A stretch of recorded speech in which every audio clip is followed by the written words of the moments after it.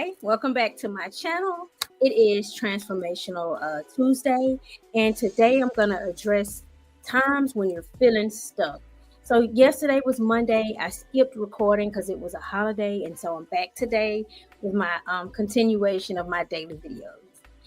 And so, today I'm going to talk about two very hard transitional moments that I had in the past, and I want to offer you a few tips on overcoming transitional or hard transitional moments for yourself. So, the first one I'm going to share about is my Air Force basic training journey. Y'all, I was held back in basic training twice. The same way I was fired twice. If you haven't noticed the theme in my life, just double that thing. Just understand twice. It'd be twice for me, right? So yeah, I also almost dropped out my first semester in college. Now, both of these times were extremely hard transitions, right? I thought I wasn't cut out for either one of them, right? But I learned to turn those setbacks and those hard transitional times into some of my greatest comebacks and some times that I realized in my life were strengthening me. So first, I'm going to start with I'll start talking about basic training. So yeah, I joined the Air Force. I went in with one of my close friends at the time. I was excited. I was nervous. And I was thoroughly underprepared for what I ended up facing, right? It was so hard. And I think when I got to basic, I realized it was just a lot harder than I had anticipated it was going to be, right? I got held back because I couldn't pass the run test, right? And so the friend that I went with, they continued forward and I was just stuck. I was by myself, right? So of course I go in with this buddy system plan and end up not able to see that through. That was embarrassing. It was hard. I felt like, man, what did I do? What did I get myself into this time, right? But I had to learn to push through mental barriers. Mental barriers are harder than actual physical barriers in some cases. Not all the time, but often it's the mental barriers, right, that's holding us back. My body was doing what I told it to do, and it wasn't doing what I told it could not do, right? Um, I remember getting held back, then getting held back again. And the second time I started panicking. I mean, I was panicked already, but then I really panicked. Like, oh my God, like I shouldn't have came. I'm gonna be embarrassed because I'm not gonna be able to finish this. I'm not gonna be able to see this through. Whatever, like whatever bad thoughts you could have about yourself, I was having it. And so I had to learn to push through these mental barriers. College was also a really hard transition. I didn't go that far away from home. It was like an hour and a half, but I went somewhere that was smaller than where I grew up and it was hard. I had to just really adjust to a new place, to a different mindset than I was used to. And I considered and called home a lot. Like I talked to my dad on the phone a lot that first semester. I called people I knew. I was homesick. I was trying to run home every weekend. It was really hard. And it was just being away from home, being away from where I grew up. Yeah, I wanted to go. I was excited to leave. But even though we can do things that we have set out to do, it has always been a goal. That doesn't mean it is not going to be hard.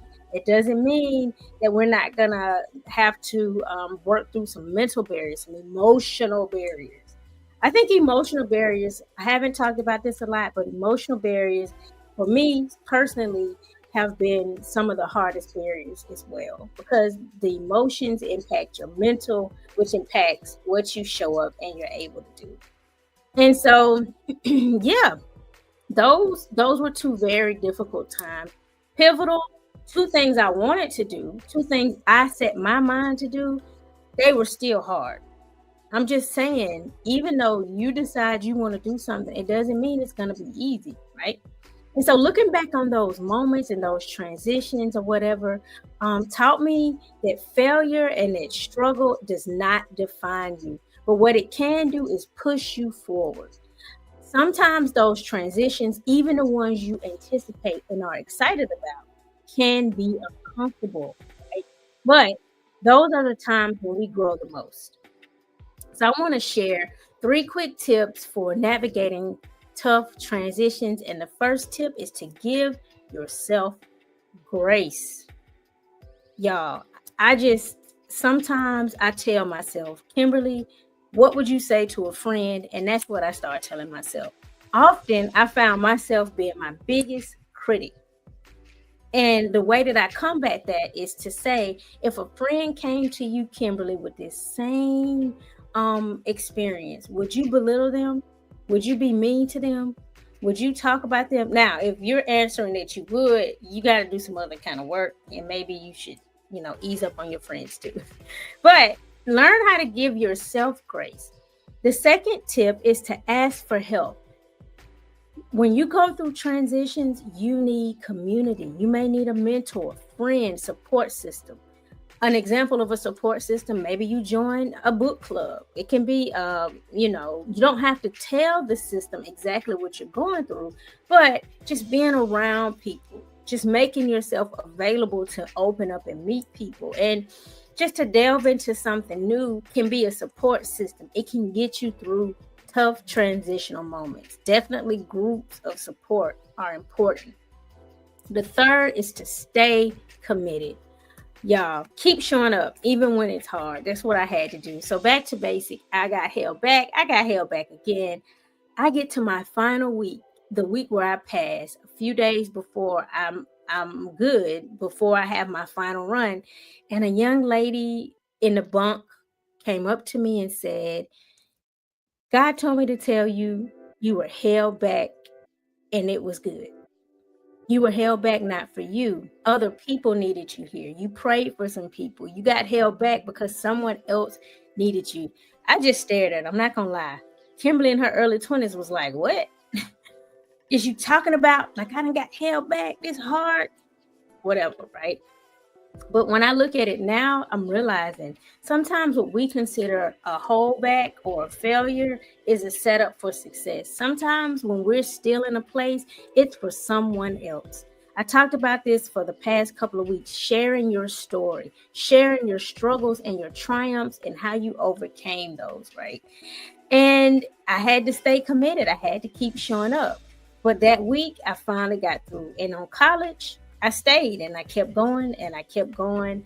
And I had some more struggles, and I'll share some of those coming up in the future. But I just kept pushing and I kept growing. And growth can look really small, and you don't always recognize it for what it is, right? It doesn't mean you're not growing just because you don't recognize it. And so I just want to encourage you to stay committed, embrace life transitions with confidence, and continue to just shine and grow and work your way through every transition. And so whatever transition you're facing, whether it's school, a new job, a major move, you are built for this. You don't have to have everything figured out to just take the next step. And that's something else. Taking the next step is important. Often we underestimate, just tiny steps, but each step is getting you further along the path, right? And so I just want to ask you to drop a comment below if you've ever felt stuck or if you doubted yourself. How did you deal with that, right? Like, transitions are gonna keep coming. How do you handle life transitions? And so that's it for today. And I appreciate you for watching this video. Make sure you subscribe, share the video with someone who you may think needs to be uplifted, someone who is struggling with feeling stuck. Help them to learn how to embrace life transitions with confidence and to keep pushing through to the end. Till next time, thank you.